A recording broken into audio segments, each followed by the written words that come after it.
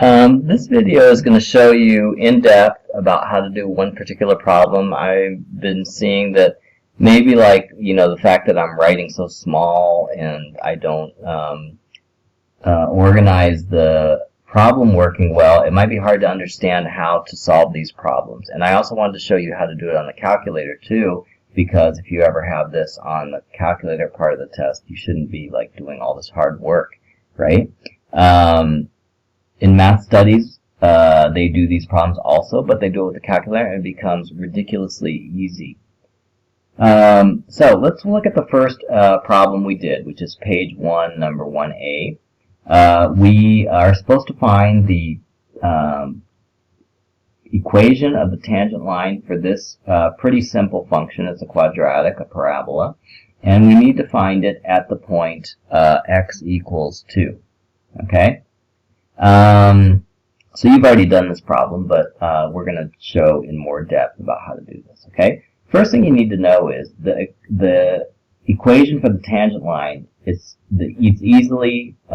most easily done when you start with this base equation, which is the point slope form or point gradient form.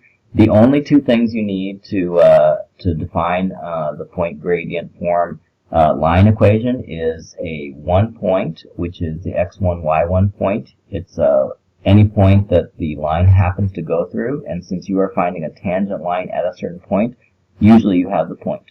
And the other thing you need to know is the slope, the gradient of the tangent line, which I'm noting here, m sub t. And that's pretty easy to find too, because if you have the function, then you can find the derivative of it, and then you can automatically find the gradient at a certain point. Okay, so let's see. There's two things we need. We need the point, and we need the gradient. You could do it kind of in either order, but let's do the point first because maybe it's easier. So we already know what the x coordinate is. It's 2. They gave it to us. We just don't know what the y coordinate is, but we do have the function, of course. We know from the function equation for any x point, we can figure out the y point. How do we figure that out? We just substitute it in. So we have y equals 2 minus 2 times 2 squared plus 3, and that is our y point. So it's going to be 2 minus 8 plus 3. So it's negative 6 plus 3, it's negative 3. So the y value is negative 3. We just found it. Okay? So now we have y1 and we have x1. And now we just need the slope of the tangent line nt.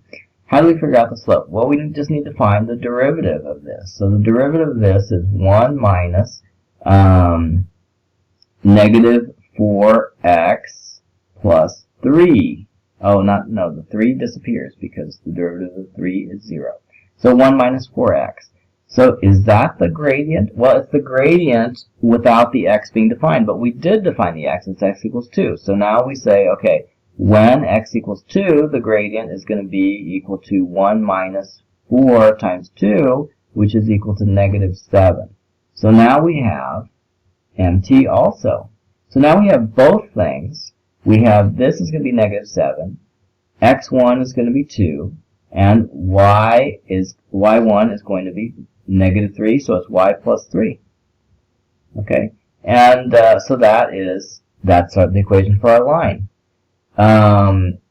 So we have a quadratic, and at the point x equals 2, and this quadratic, by the way, is upside down because of the negative there, so it's going to be a quadratic, and x equals 2, it wants to know what the equation of the tangent line is. It's going to look something like that, right? That's the tangent line at x equals 2.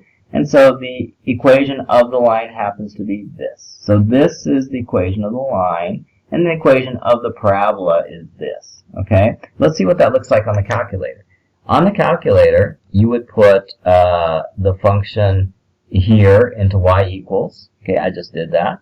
Then you graph it. In this case, it's a very well-behaved function that's all within negative 10 to 10, negative 10 to 10, so you can just use zoom standard to see that, number 6.